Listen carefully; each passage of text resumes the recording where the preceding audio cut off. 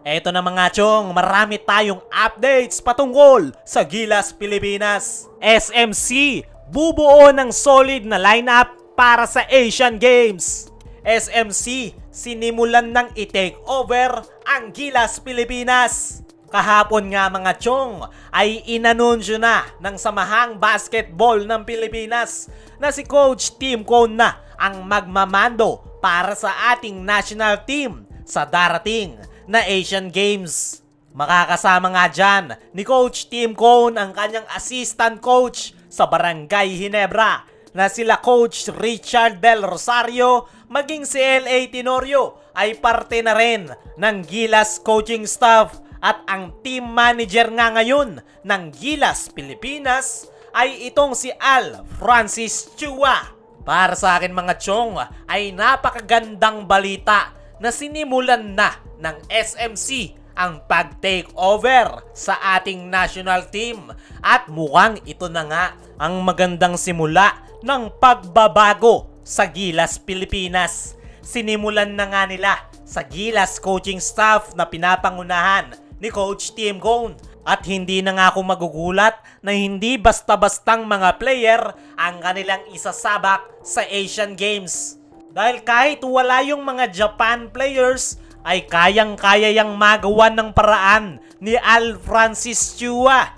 Dito nga natin makikita yung husay ni Al Francis Chua sa pagre-recruit ng mga players. Alam nating lahat na maraming PBA fans ang galit kay Al Francis Chua dahil sa lupet nitong humakot ng players. At napalakas nga nito ang SMC teams. At hindi naman natin masisisi dyan si Al Francis Chua dahil yan nga ang kanyang trabaho at siya nga ang isa sa pinakamagaling na mag-recruit sa PBA. At ngayong Asian Games ay si Al Francis Chua ang pinakakailangan ng ating national team para makabuo tayo ng solid na lineup na lalaban sa China. Ito nga ang tamang panahon para suportahan itong si Al Francis Chua sa pagre-recruit ng mga player dahil bansa na nga natin ang nakataya dyan. At napakalaki nga ng porsyento na kapag gusto ni Coach Tim ang isang player sa ating national team ay magagawan niyan ng paraan ni Al Francis Chua. Basic na basic lang yan para kay Chua. Dahil yan nga ang kanyang trabaho sa SMC teams. Lalo pa ngayon, Gilas Pilipinas na ang kanyang hahawakan. Ayon nga kay Al Francis Chua, sa press con interview kahapon ay sinabi nga nito na lahat ng gustong player ni Coach Tim na maglalaro ngayong Asian Games ay gagawin niya nga daw ang lahat para mapapayag na maglaro ngayong Asian Games.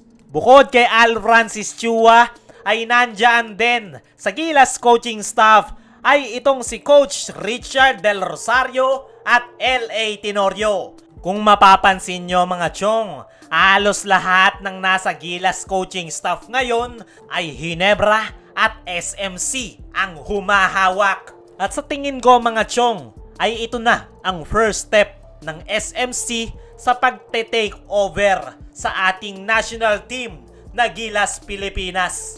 At kung magiging successful nga ang paghawak ni Coach Tim Cone sa Gilas Pilipinas, ay hindi na ako magugulat na tuloy-tuloy na ang pag-take over ng SMC sa ating national team. Sana nga lang talaga ay maganda ang kalabasan ng paghawak ni Coach Tim Cone ngayong Asian Games. Sa kabilang banda, SMC bubuo ng solid na lineup para sa Asian Games. Kahapon nga mga chong ay inanunsyo na ng SBP na si Coach Tim Cone ang hahawak sa Gilas ngayong Asian Games.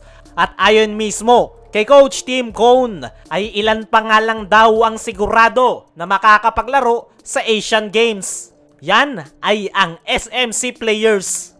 Ayon pa mismo kay Coach Tim Cone at Al Francis Chua ay hindi na nga daw sila magbubuo ng Gilas pool. Rekta 12-man lineup na nga daw agad ang kanilang gagawin dahil wala na silang oras dahil magsisimula na ang Asian Games. Sa ngayon ay ang mga sigurado pa lang ay itong sila Junmar Fajardo, Justin Brownlee, Scottie Thompson at Japet Aguilar. Kino-considered nga ni Coach Tim Cone yung nakasama sa Gilas pool para sa FIBA World Cup, lalong-lalo na yung hindi nakapasok sa lineup gaya nitong si Chris Newsome. Dahil chemistry nga daw ang kanilang hinahabol ngayong Asian Games.